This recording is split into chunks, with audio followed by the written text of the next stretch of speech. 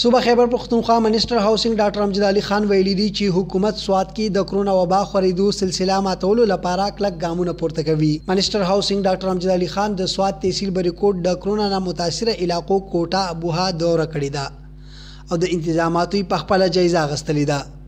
په دې موقع د هغه ویناوه چې کوټه ابوها کې 10 مریضانو مخې ته راتلو وروستو محلي قرنطینه ګرځولې شوې دي او مقامي ولسته هر قسم سہولت ورکولو یقین دهاني ورکړې شوې ده. د کومې چې موږ په خپله نگراني کوو. په دې کې تقریبا 11 پازیټیو کیسونه راغلي دي، خو کم چې اولني 15 پازیټیو نو هغه په پېښور کې اډمټ دي، باقي په دې محله کې دي تقریبا 2-3 کوره کې دي، په یو فیملی کې دي. دلته څه رومرز دي افغاني دي چې دا خلک کولاو ګرځي، دا الحمدلله ښه ویل ایجوکیټډ او ویل سیولایز خلک دي.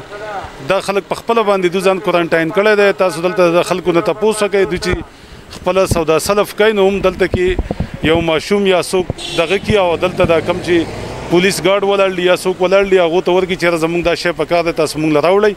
نو الحمدلله دلته کې مکمل انتظامات شوي دي. دا خلک هم په خپله احتیاطي تدابیر باندې دوی عمل کوي. دلته کې زه په خپله نگراني کوم، اے سی صاحب سره مسلسل زه په رابطه کې یم، پولیس ډپارټمنټ سره زه په رابطه کې یم او انشاءالله دا بیماري ده، دا پینډیمک دی، دا په ټوله دنیا کې دی او غټ غټ ملکونه چې هغه د هغوی لوی لوی معیشتونه او د هغو په ساینس او ټکنالوژي کې ډېرې ترقیانې کړې وي، هغه د دې مقابله نشي کولی. الله پاک یو عذاب د دې وایرس په شکل کې په دې دنیا مسلط کړی دی. نو پاکستان یو ترقی پذیر ملک دی، خو الحمدلله د الله پاک فضل دی او د الله پاک خصوصي رحم دی چې دلته کې هغه شانتي د وبا نقصان نه دی کړی. د هغې وجه دا ده چې زیاتره خلکو کوشش دا دی چې احتیاطي تدابیر چې هغه اختیار کړي. نو دلته کې که څوک دا رومرز خورایي چې دلته کې څه تنظیم نشته یا دا خلک ګرځي، نو دا بالکل بې بنیاده خبره ده. دا تاسو ته پته زما د کوره کم از کم زیات نه زیات په 2 کیلومتره کې دا ځای دی او دا 24 غنټې مونږ واچ کوو. دلته دا ټول زمونږ ملګري دي، مشران دي، دا ټول دلته کې هغه په دې خبره باندې پوه دي او چې کوم خلک په دې متاثر دي هغه هم په دې باندې پوه دي. هغو سره هم زما وخت په وخت باندې په ټلیفون باندې خبره کېږي. هغه وایي چې ډاکټر صاحب مونږ بالکل چې څونه احتیاطي تدابیر دي په هغې باندې عمل کوو، مونږ بهر نه وځو، د چا سره نه میلاویږو. د هغې وجه دا ده چې زمونږ د وجې نه نور چا ته تکلیف میلاو نشي. د تحصیل بریکوټ هسپتال ډي ام ایس افتخار او مقامي ولس ډاکټر امجد علي خان لخوا پورته شوي انتظاماتو نه مطمئن دي.